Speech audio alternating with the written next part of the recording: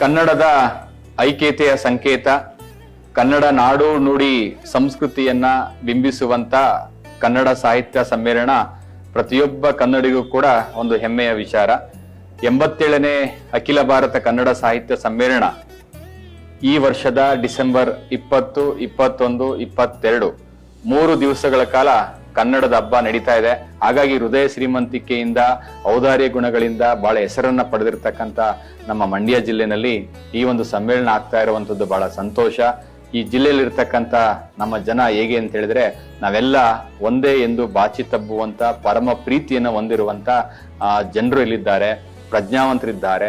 ನಾವೆಲ್ಲರೂ ಕೂಡ ಸೇರಿ ಇತರೆ ಜಿಲ್ಲೆ, ಬೇರೆ ರಾಜ್ಯ, ಬೇರೆ ದೇಶದಲ್ಲಿರ್ತಕ್ಕಂಥ ಎಲ್ಲ ಕನ್ನಡಿಗರನ್ನು ಕೂಡ ಬಹಳ ಮುಕ್ತವಾಗಿ ನಾವು ಅವರನ್ನ ಸ್ವಾಗತಿಸ್ತೇವೆ.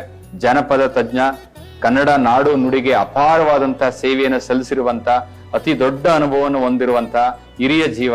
ಹಾಗಾಗಿ ಗುರು ಚನ್ನಬಸಪ್ಪನವರನ್ನ ಈ ಒಂದು ಸಾಹಿತ್ಯ ಸಮ್ಮೇಳನಕ್ಕೆ ಸಮ್ಮೇಳನಾಧ್ಯಕ್ಷನಾಗಿ ಆಯ್ಕೆ ಮಾಡಿರ್ತಕ್ಕಂಥದ್ದು ಇನ್ನೂ ಕೂಡ ಈ ಒಂದು ಸಮ್ಮೇಳನಕ್ಕೆ ದೊಡ್ಡ ಮೆರುಗು ಸಿಕ್ಕಿದೆ ಅಂತ ನಾನು ಭಾವಿಸ್ಕೊಂಡಿದ್ದೇನೆ. ಮಂಡ್ಯ ಜಿಲ್ಲೆಯಲ್ಲಿ ನೀರು ಕೇಳಿದರೆ ಪಾನಕವನ್ನೇ ಕೊಡ್ತಾರೆ, ಅಷ್ಟು ಅತಿಥಿ ಸತ್ಕಾರಕ್ಕೆ ಹೆಸರುವಾಸಿಗೆ ಆಗಿರುವಂತ, ಶ್ರೀಮಂತಿಕೆ ಗುಣಗಳನ್ನ ಹೊಂದಿರುವಂತಹ, ಔದಾರ್ಯ ಗುಣಗಳನ್ನ ಹೊಂದಿರುವಂತಹ ನಮ್ಮ ಜಿಲ್ಲೆಯಲ್ಲಿ ಈ ಕನ್ನಡ ನಾಡು ನುಡಿಯ ಸಾಂಸ್ಕೃತಿಕ ಪ್ರತೀಕವಾಗಿರುವಂತಹ ಈ ಒಂದು ಕನ್ನಡದ ಐಕ್ಯತೆಯನ್ನ ಸಾರುವಂತ ಈ ಕನ್ನಡ ಸಾಹಿತ್ಯ ಸಮ್ಮೇಳನ ನಮ್ಮ ಜಿಲ್ಲೆಗೆ ಸಿಕ್ಕಿರೋದು ನಮ್ಮೆಲ್ಲರ ಭಾಗ್ಯ ಅಂತ ನಾನು ಹೇಳ್ತಾ, ಎಲ್ಲರೂ ಕೂಡ ಬಂದು ಈ ಕಾರ್ಯಕ್ರಮವನ್ನು ಯಶಸ್ವಿ ಮಾಡ್ಕೊಳ್ಬೇಕು ಅಂತ ಮತ್ತೊಮ್ಮೆ ವಿನಂತಿಯನ್ನ ಮಾಡ್ಕೊಳ್ತೇನೆ.